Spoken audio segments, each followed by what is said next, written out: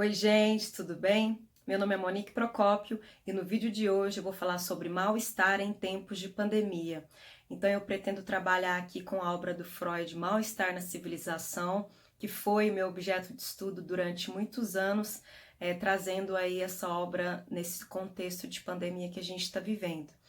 Então, como eu falei, eu estudei essa obra durante alguns anos, justamente porque eu sempre senti um mal-estar muito grande, é, no sentido assim de não entender muito o propósito da vida. Eu sempre senti uma inquietação existencial muito grande.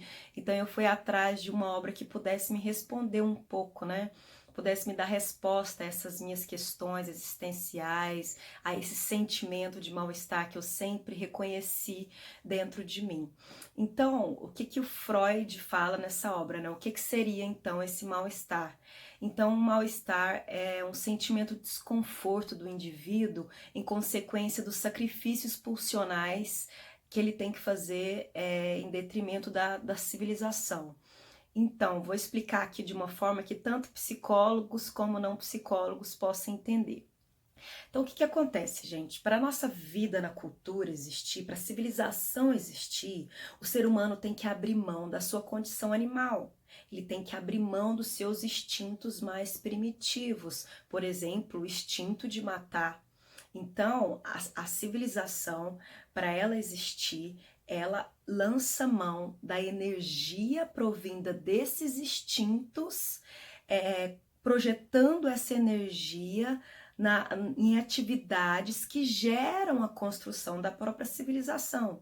Então, através do mecanismo da sublimação, que é quando você pega essa energia, essa libido, né, que é inerente a qualquer ser humano, e projeta essa energia aqui, falando de maneira que vocês possam entender, em atividades que são bem aceita socialmente, né? Que é o trabalho, a ciência, a atividade intelectual, até as artes, né? Então, a civilização para existir, ela lança mão dessa própria energia instintual do sujeito, né? Então a civilização aparece aí como um grande paradigma, porque ao mesmo tempo que ela existe, ela é construída pelo ser humano, ela existe para proteger a gente mesmo uns dos outros, mas ao mesmo tempo o seu processo de construção gera em nós um sentimento de mal-estar. Por quê?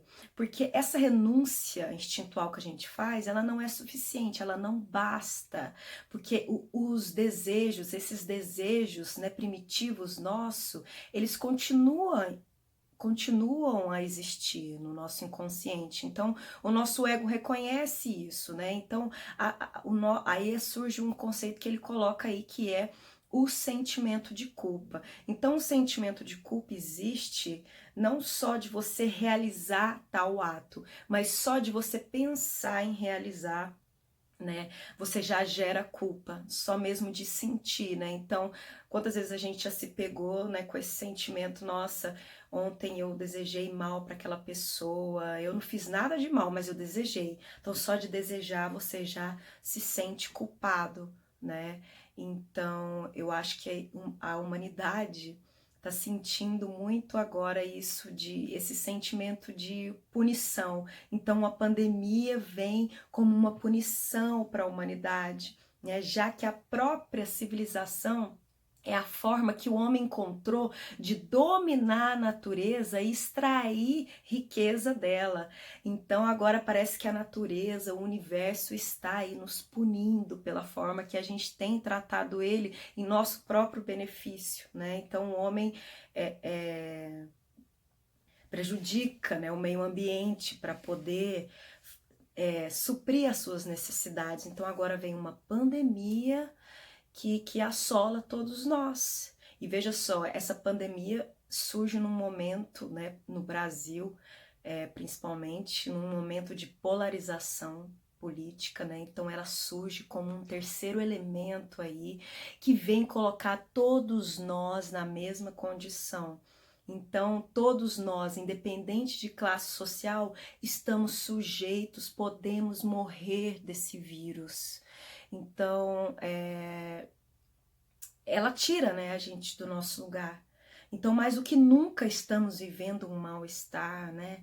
E esse mal-estar está cada vez mais intenso, né? Tanto um mal-estar em relação ao que está acontecendo no mundo, tanto o nosso mal-estar interior. A partir do momento que você se vê confinado com as suas angústias, que você se depara com si mesmo porque está te sobrando tempo. Então, talvez esse momento seja um momento que todos nós estamos reconhecendo que esse mal-estar interno existe, né? Já que a nossa vida, a nossa correria não nos dá tempo para isso, não nos dá tempo para olhar para dentro de nós mesmos, né? Então, estamos tendo essa oportunidade, né? Veja isso, talvez, como uma oportunidade.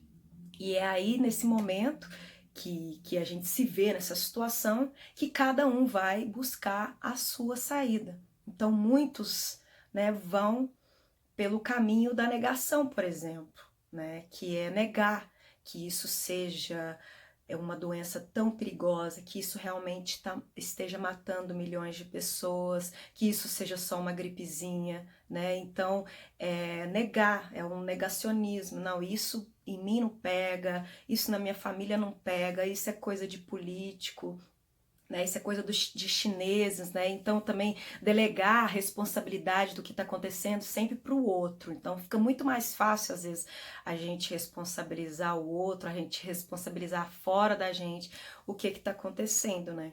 É claro que ninguém tem culpa disso, mas eu acho que a gente também tem que pensar de que forma, de que responsabilidade você pode assumir para amenizar esse problema e não só ficar culpando o outro, né? Então, isso é uma saída talvez mais fácil que as pessoas busquem para lidar com isso. Então, eu não estou aqui para dizer qual a melhor forma de você lidar com esse problema, mas fica a dica aqui freudiana, que Freud sempre dizia que a melhor maneira de se resolver um problema deveria ser histórica e psicológica. O que ele quer dizer com isso? Que a melhor maneira é a maneira racional, né? Então, se você olhar pelo caminho da história, né, você vai verificar nos fatos quais as maneiras que estão sendo utilizadas e que estão dando certo, né, que estão dando mais certo para lidar com esse problema, né?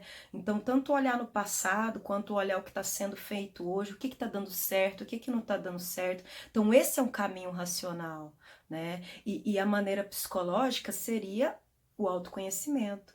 Seria olhar para dentro de si, para se reconhecer e reconhecer quais são as suas dificuldades nesse momento, quem você quer ser nesse momento, né? E quem você quer ser após esse momento, né? Levando em conta que a gente constrói hoje o que a gente quer amanhã. Então, quem você quer ser pós-pandemia? Então, tem se falado muito em, eu devo produzir muito, ou eu tiro umas férias nessa quarentena, eu faço nada, o que que eu faço, né? Isso aí, quem deve saber é você.